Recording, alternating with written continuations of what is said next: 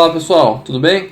Hoje o vídeo vai ser sobre a Fleury, tá? Ela possui 316 milhões de ações, está no melhor segmento da bolsa, que é o novo mercado, e consequentemente possui 100% de tag along em suas ações. Ela está com free flow de 61,5%, excelente, tá? Acima de 25 é o ideal, então como ela está com 61 é muito bom. Vamos fazer a análise dela. Então o patrimônio líquido de 2007 era de 96 milhões e até 2011 teve um crescimento muito forte, atingindo 1,6 bilhão de reais. A partir daí, 2011, 12, 13, enfim, em diante, ela ficou nessa casa aí de 1,5 a 1,7 bilhão de reais, mas se estagnou. Nenhum problema nisso, tá? Não é nada para se preocupar. Eu particularmente gostaria que o patrimônio líquido dela continuasse crescendo, tá? Mas como ela teve essa estagnação no patrimônio, não é algo que se preocupe. Ela não teve uma perda muito forte de patrimônio líquido, então mais nada para se preocupar novamente. É só algo que eu realmente gostaria que a empresa tivesse um crescimento no patrimônio líquido também. A receita líquida, tá, de 2007 era de 551 milhões e agora em 2018 atingiu 2,6 bilhões de reais. Ou seja, cresceu praticamente 5 vezes desde 2007, muito bom, um crescimento muito forte da receita. O EBITDA era de 100 milhões praticamente em 2007 e agora em 2018 fechou em 692 milhões de reais, ou seja, cresceu praticamente 7 vezes o EBITDA, então é um operacional muito forte da empresa nestes 12 anos.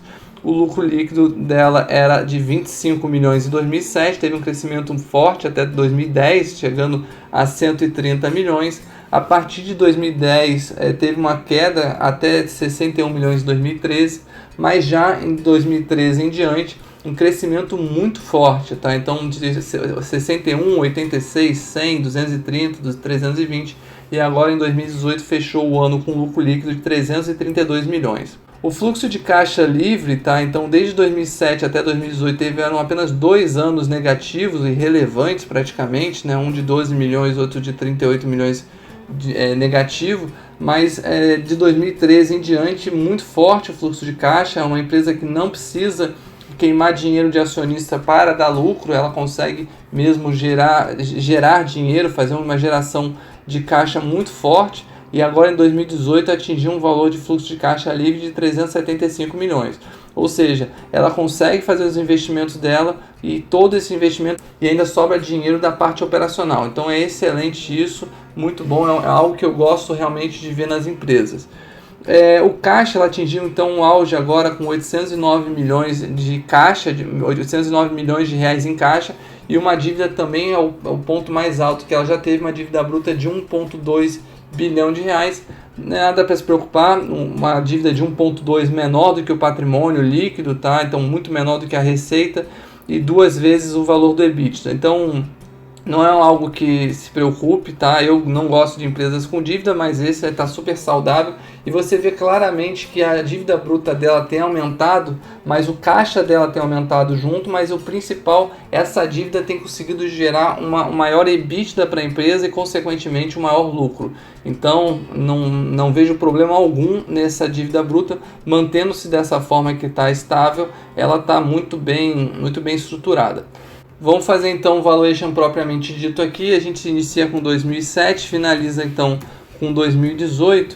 Ela teve um crescimento acumulado de 1.228%, ou seja, um crescimento anualizado de 26,51%. O que quer dizer isso? Se você pegar esse 2007 aqui, esses 25 milhões de lucro líquido, e você aplicar 26,51% todo ano, e aí no final você vai atingir esses 332 milhões de reais. Ou seja, ela teve um crescimento ano a ano de 26,51%, atingindo esses 332 milhões de reais. Para a gente fazer então a projeção de lucro líquido para o ano de 2019, a gente pega o 332, que é o lucro líquido de 2018, multiplica por esse crescimento anualizado, 26,51%, e ainda aplica um coeficiente de segurança de 50%, atingindo então a 376 milhões de reais. Ou seja, a gente estava com a projeção de lucro líquido para 2019 de 376. Em outras palavras, a gente estima que esse crescimento de 26,51% vai acontecer apenas metade no ano de 2019. Ela iria crescer 13,25%, 13,26% de 2018 para 2019, atingindo 376 milhões de reais. Então, com esse projeção de lucro líquido, tá, de 376, a gente multiplica por 15,38, que é o número mágico, que é 1 sobre a taxa Selic, ou seja, 1 sobre 6,5, e a gente aplica um coeficiente redutor de 25%.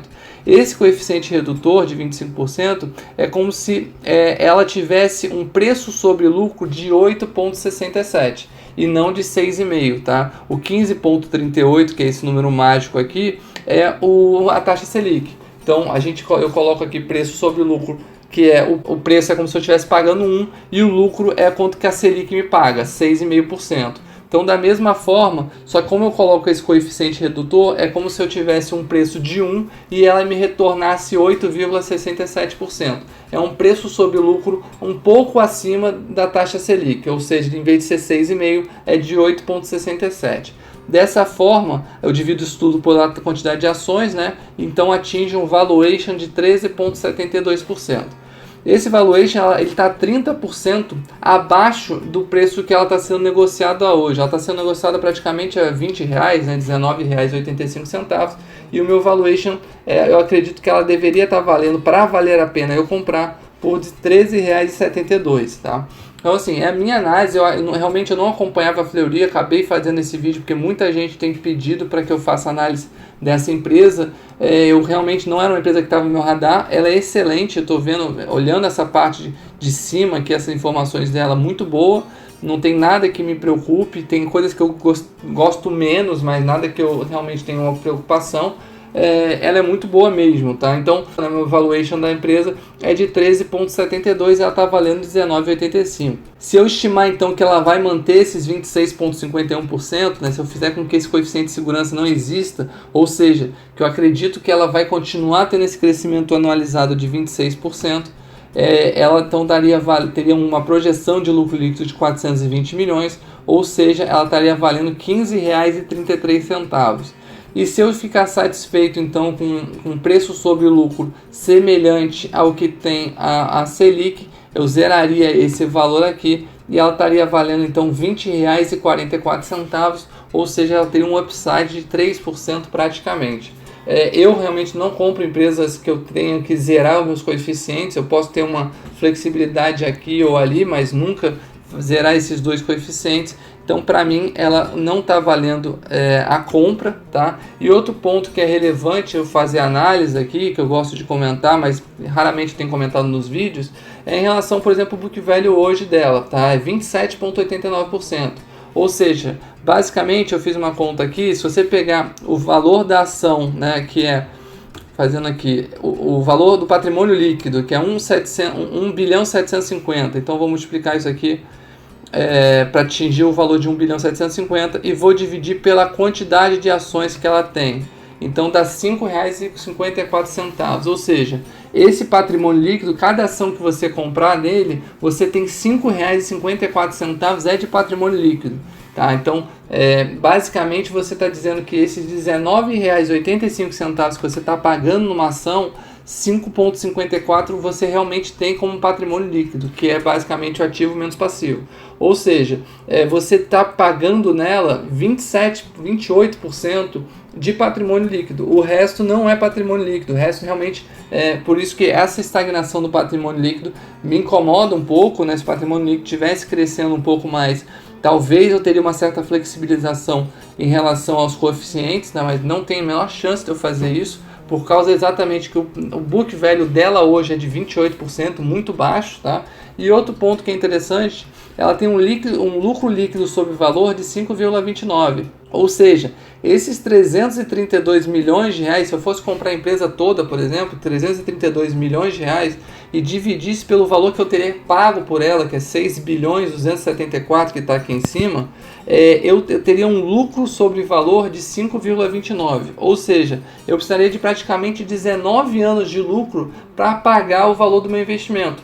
Claramente, você não faz sentido para mim. A gente não precisa, às vezes, nem fazer o próprio valuation para fazer essa análise. Você já vê que você teria que pagar 6 bilhões 274 milhões e no auge do lucro líquido que ela teve, que é 332, você teria que esperar 19 anos para ter esse lucro, para ter o retorno do seu investimento.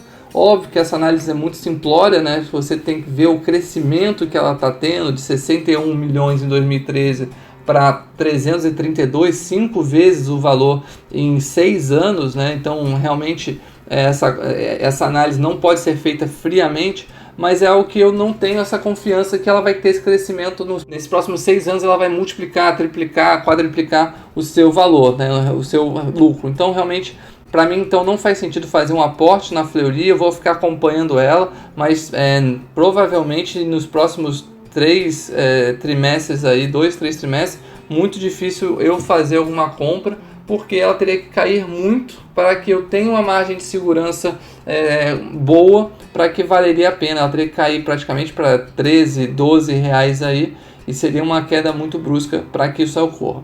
Então é isso, pessoal. Eu só peço para você não deixar de curtir, não deixar de fazer teu comentário, não deixar de compartilhar, marcar amigos aí, postar nas redes sociais de vocês, para fazer com que o canal cresça. Vou tentar me dedicar um pouquinho mais aqui esse ano para fazer mais vídeos para vocês.